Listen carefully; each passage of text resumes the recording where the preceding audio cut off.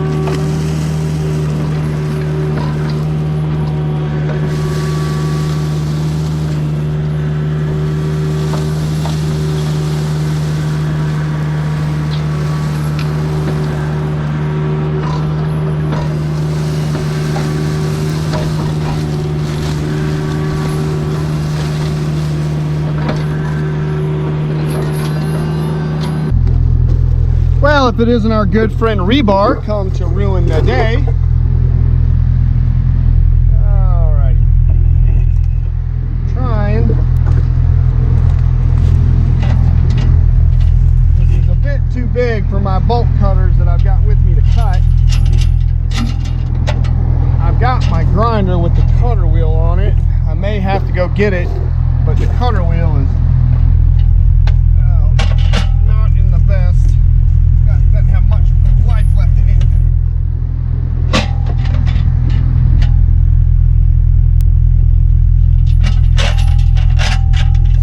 That piece.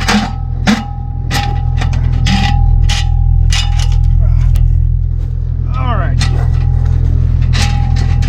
I think it's two separate pieces wound up in here, which is wonderful. I think I'm gonna maybe get this one. Well, let me just make a cut right there and that'll just fall right out. Let me go get the grinder.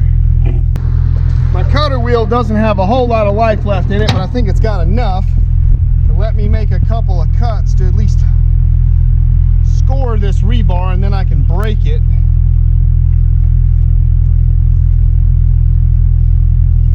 Got my googlies.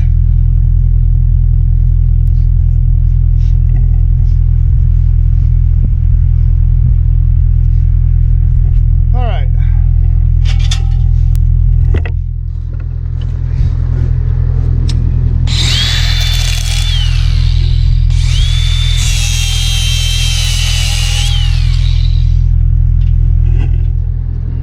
Come on.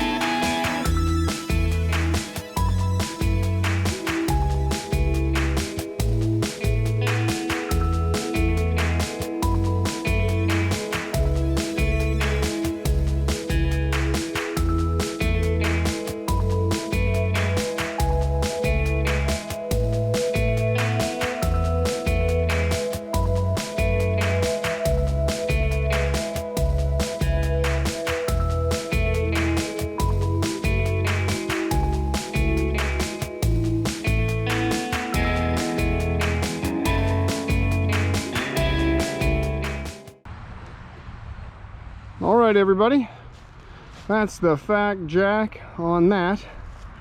Got all that mowed down, and then had about 30 minutes with the weed eater, just going down next to the, real close to the road, that little corner there, over there next to that light pole and those support lines, just cleaning up a few things. Went around some of the other trees, got in some of the other tighter areas, and under some of the other trees where I couldn't reach with the Mini because of the low hang.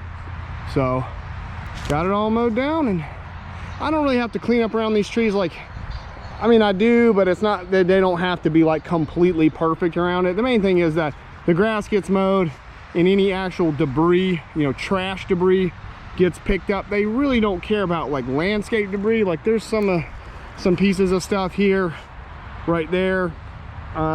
They didn't tell me I had to clean that up, and unless it's like, you know, as long as it's not like super unsightly and it's not like parked like right next to the highway or something, they typically don't care too much about that. But I'm coming back with the dump trailer and the Mini to pick up all that concrete and stuff, so if they want me to get rid of it, I can. It's not a big deal, but I don't think that's going to be part of it. And I don't want to try to grind that stuff up. The Mini has a propensity to take chunks like that and chunk them, and there's nowhere really good. If it did chunk something really hard, I mean, there's street, fence, street. I mean, there's no real place I could set up to grind it, and even if it threw something, you know, it wouldn't hurt anything. So I don't really want to mess with that. If they want it gone, I'll haul it off. But everything else looks good. And people would ask, like, why would you use the Mini, you know, for this? And like I said, I really wanted to bring the zero turn in here, but you know, you see that rebar I hit over there. You hit that with a zero turn, and that's a really bad day for a zero turn. I mean, you can, I mean, that could really mess up my $10,000 zero turn John Deere mower. That thing hits it's more like an inconvenience when it gets wrapped up in there. I mean, it's, don't get me wrong, I don't want to hit rebar. I don't want to hit rebar with it, but it doesn't really hurt it, so to speak. You know, it just, you turn it off, you get it unwound, and you go back to work, and it really doesn't hurt too much. I mean, these things are designed to understand, like when the engineers design these things, they know, hey, you might hit something that's not necessarily what you're trying to mulch down, like brick and concrete and metal and things like that. So they're typically designed to withstand that kind of stuff. Mowers, a little bit less so. But yep, never know what you're gonna find in these lots. There's just rebar over there, I don't know where, whatever. So I'll be back as well. I've got to mow the lot. I got to mulch the lot on that side for the third time, so we're going to be doing that. But the last time I did that lot, the owner here just let me cut right through the property, but there wasn't a fence, so I could get through that gate, but there's not another gate because that fence goes all the way around. So there's not another gate on that side to get me access into that lot on the other side of that house. So I've already talked to the city. They may actually, when I do that lot over there, they may actually bring a police officer down here and block the road off, because I'm gonna have to take the Mini out into the road and track down that way and then come into that lot that way. That's the only way I can get access. So we may have to block the road off briefly with a police officer to get me in there, but that's no problem. We can do that. So all right, I'm gonna load little Munch up, and I'm gonna unload this guy. We're gonna go out to the farm, pick up Big Munchie, and we've got 3 days of work with Big Munchie, so stay tuned for that. 2 days on one property and 1 day on another. So we'll be heading out there to get that started tomorrow before the rain comes, so stay tuned. And that'll be a lot of fun. It's gonna be some cool projects, so stay tuned for that. And I will catch you guys on the next one. Bye, everybody.